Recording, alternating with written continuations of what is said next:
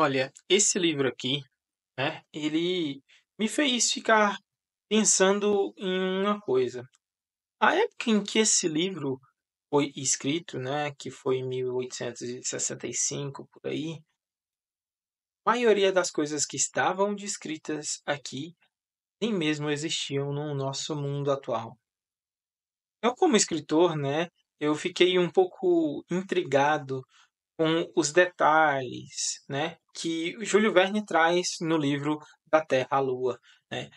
Como leitor, eu fiquei viciado nesses microconflitos que ele vai adicionando a cada capítulo para fazer com que o leitor continue querendo saber o que acontece no próximo e no próximo. E realmente essa obra acaba se tornando mais genial ainda, exatamente por esse motivo, né? Por impactar o leitor, por fazer com que ele mantenha contato. E é sobre isso que a gente vai falar, e é sobre isso que a gente vai conversar agora no nosso canal.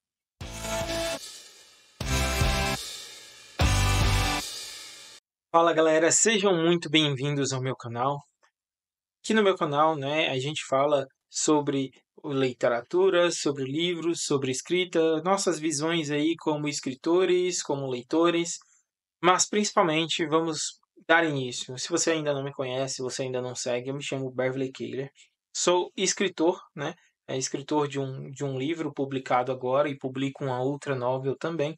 Estou aí escrevendo os próximos, mas aqui no meu canal a gente fala sempre sobre esse mundo da literatura, sobre esse mundo da escrita.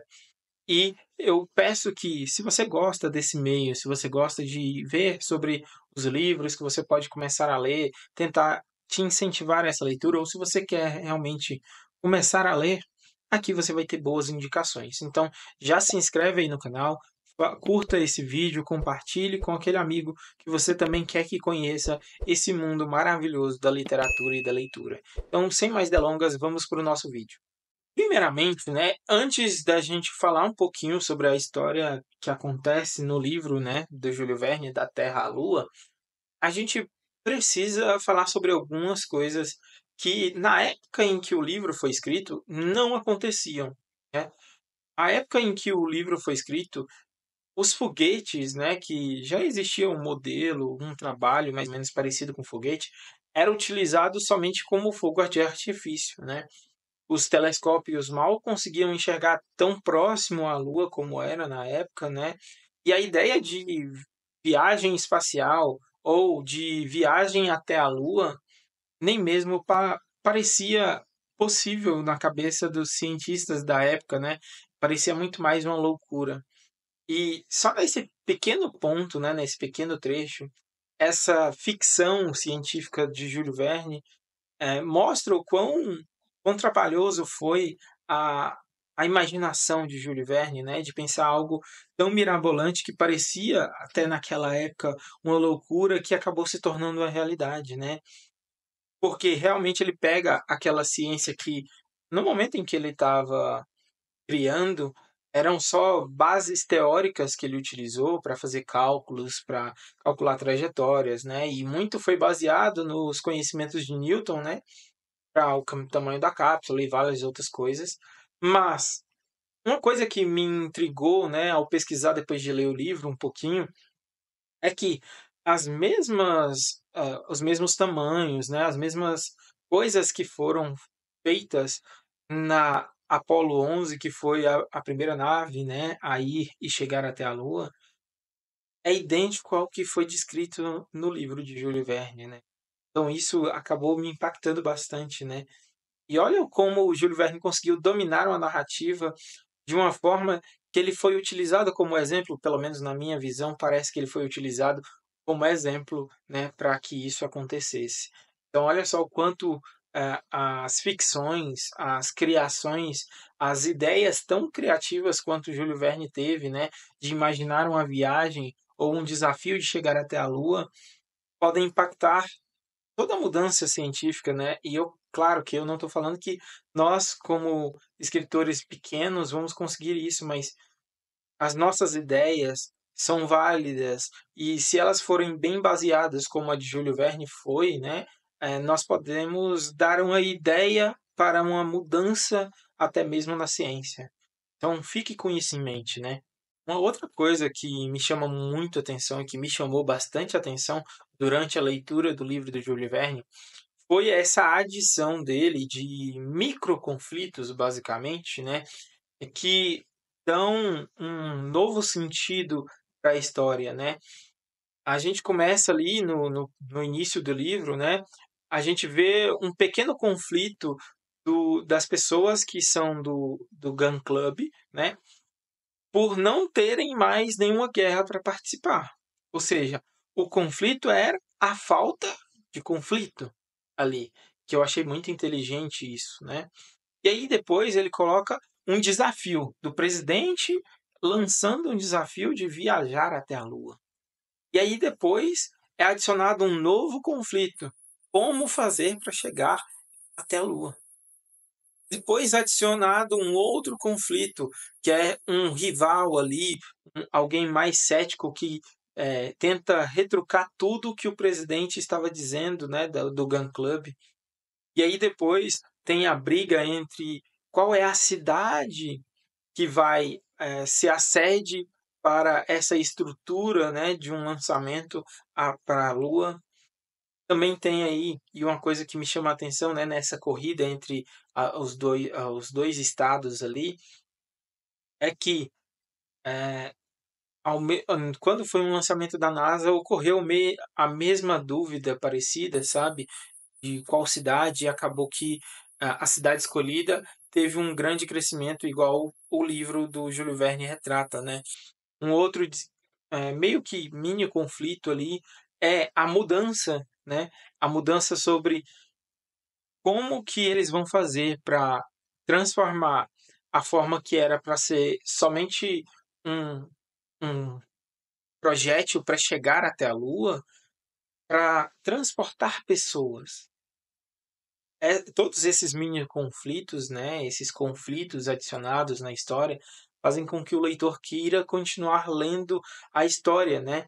E eu adoro realmente quando a gente fica meio que imerso na leitura e a gente não quer parar, porque a gente lê um capítulo e a gente fala: "Mas eu quero ver o que é que acontece, eu quero ler de novo", né, e isso me chama muita atenção e faz com que eu goste ainda mais, né, de ler aquele livro. E uma coisa que me chamou muita atenção também, né, além dos mini conflitos, né, foi a questão sobre os cálculos que ele adiciona, as explicações mais teóricas, que ele faz isso sem parecer chato, sem parecer pesado, sem parecer algo difícil demais, mas algo muito mais simples, muito mais tranquilo. E isso me chama muita atenção na escrita de modo geral do Júlio Verne, né.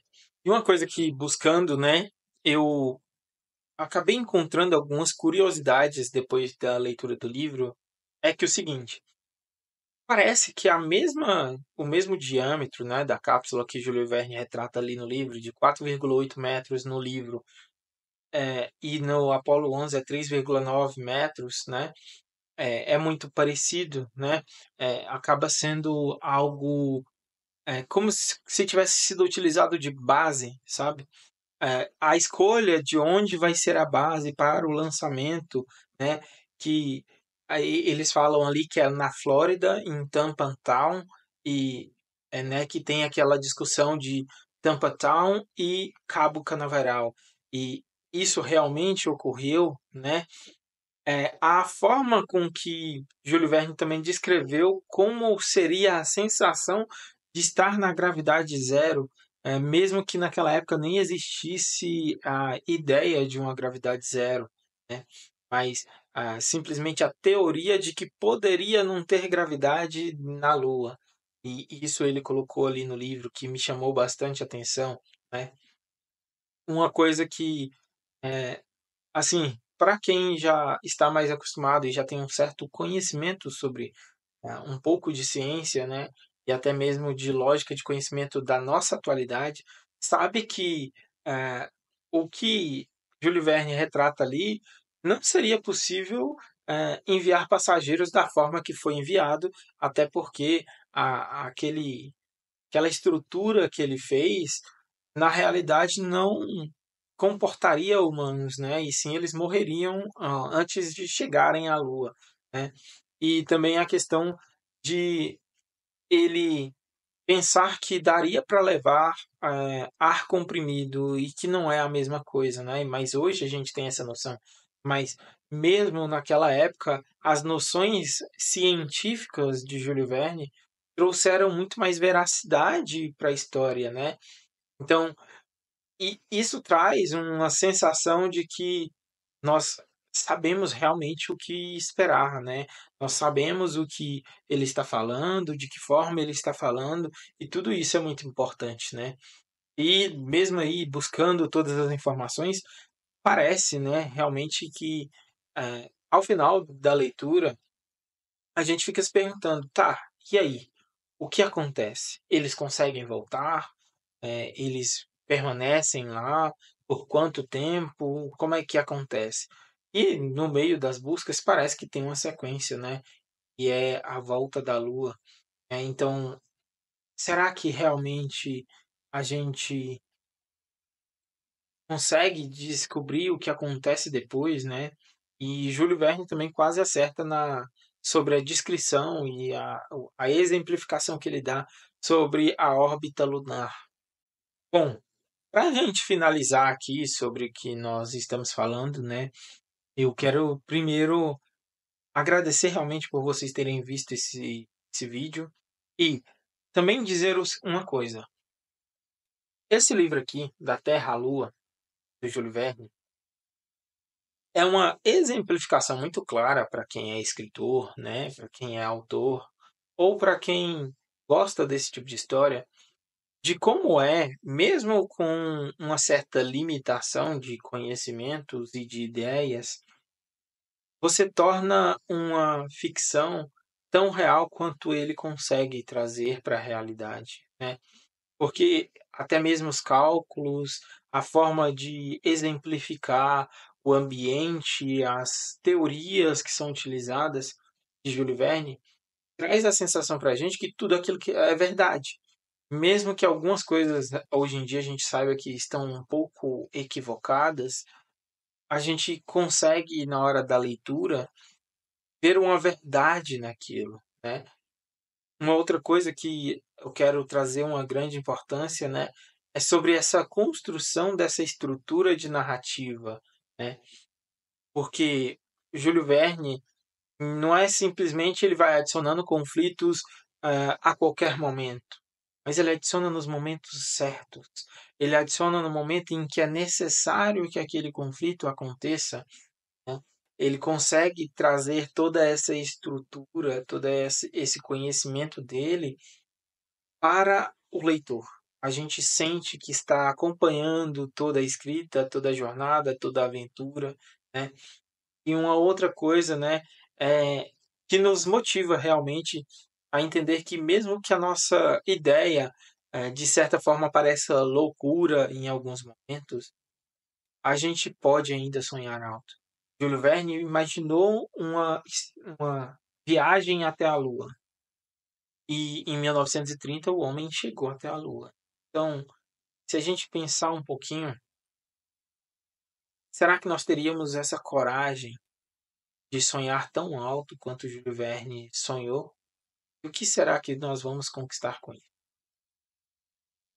Falando aqui, para a gente finalizar aqui, né, eu quero fazer uma provocação. O livro em si, ele fala sobre a, a junção, basicamente, né, de um clube de tiro que assume um desafio para chegar até a Lua, ou seja, levar um projétil até a Lua.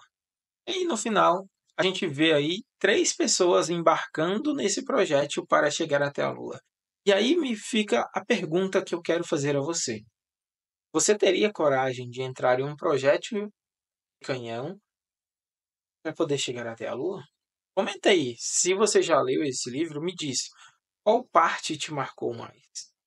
E olha, uma coisa que eu quero dizer é, eu não teria coragem de embarcar nesse projétil, mas teria coragem de embarcar nessa leitura, porque é maravilhosa. Primeiramente, eu quero agradecer você por ter assistido o vídeo até aqui E outra coisa, se inscreve aí no canal, tá? Se você ainda não é inscrito, curta esse vídeo, deixa o seu like, deixa o seu comentário também aí. E uma outra coisa o link do livro para você comprar vai estar aqui embaixo na descrição, tá? E eu quero também fazer um chamado. Agora eu estou movimentando um pouco aí o meu canal do YouTube, mas eu espero que você, com essas resenhas que eu já tenho aí de diversos livros e eu estou fazendo toda semana, que você possa encontrar algo que te chame a atenção para esse mundo da literatura, para esse mundo da escrita também, mas que você se encante, assim como eu, fazendo as leituras de qualquer livro que seja, seja de ficção, de não ficção, de qualquer outro tema, mas que você se encante com a leitura que você está fazendo e realmente fique imerso nesse mundo maravilhoso que é o da leitura. Eu te vejo no próximo vídeo.